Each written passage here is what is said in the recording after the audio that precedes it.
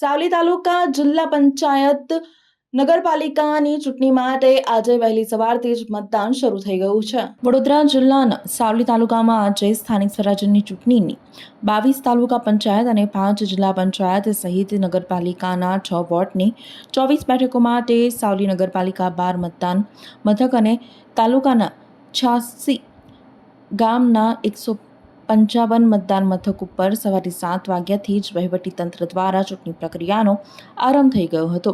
શરૂઆતમાં મતદાનમાં સિરસ્તા દેખાઈ હતી અને પોલીસ વિભાગ સહિત વહીવટીતંત્રના અધિકારીઓ મતદાન મથકની વ્યવસ્થાની સમીક્ષા કરી હતી।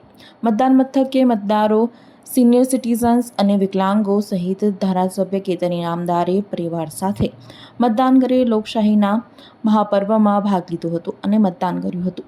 તાપમાન ઊંચું હોવા છતાં મતદારો પોતાના મતાધિકારનો ઉપયોગ કરવા માટે પહોંચ્યા હતા। મતદાતા ભવિષ્ય માટે મતદાન કરતા નજરે પડ્યા। ગુજરાતના તમામ મતદારોને વધુમાં વધુ મતદાન કરવા માટે તેમના દ્વારા અપીલ પણ કરવામાં આવી હતી। માહિતી મુજબ સાવલી નગરપાલિકાનું મતદાન આ વર્ષે ઊંચું પણ નોંધાઈ શકે છે।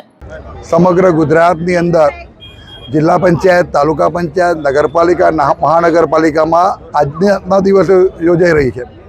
આ લોકશાહીના પર્વની અંદર દરેક વ્યક્તિનો લોકશાહીની અંદર મતદાર એનો અધિકાર છે, એનો હક છે અને લોકશાહીની અંદર મતદાર જ્યારે મતદાન કરવા નીકળતો હોય છે ત્યારે એ આગામી ભવિષ્ય માટે, આગામી નવા જનરેશનના ભવિષ્ય માટે વોટ કરતો હોય ત્યારે મને ચોક્કસ વિશ્વાસ છે કે ગુજરાતની પ્રજા ખૂબ જાગૃત છે અને આજે ખૂબ તાપમાન પણ ઊંચું હોવા છતાં પણ મને વિશ્વાસ છે કે મતદાન પણ ઊંચું જ રહેશે અને પ્રત્યેક વ્યક્તિએ એનો મતદાનનો અધિકાર છે એ મતદાનનો અધિકારનો ઉપયોગ કરવો જ જોઈએ। એટલે મારી એક દરેકને અપીલ છે કે સમગ્ર ગુજરાતની અંદર સારામાં સારું મતદાન થાય અને દરેક મતદાર પોતે તો મતદાન કરે પણ બીજાને પણ મતદાન કરવા લઈ જાય એવી હું અપીલ કરું છું।